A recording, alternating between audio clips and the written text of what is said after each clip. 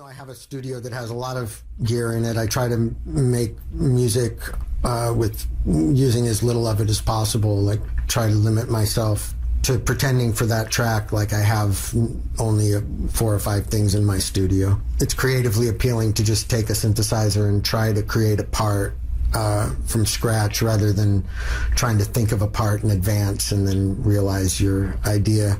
It's one of those transitions that's happened in my moving from being just a guitar player to being an electronic musician. Is I used to be very attached to ideas as they would appear in my head, because that's usually the way songs come about, as you hear the words or the melody or in your head, or the chords in your head.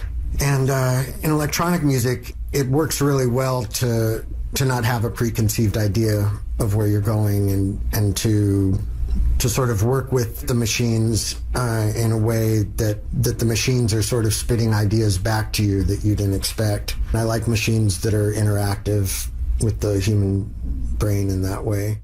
I never even considered using guitar on this record. I stopped using guitar in my music years ago, and it just gradually phased itself out. I just lost interest in the guitar as an instrument of performance.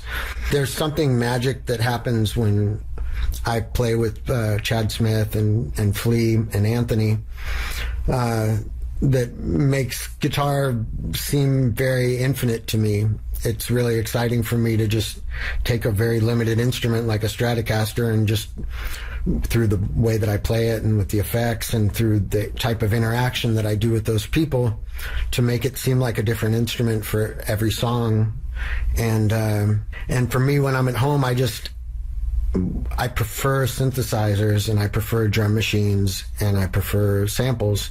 Like, those are the instruments that seem most infinite when I'm just by myself in a recording studio.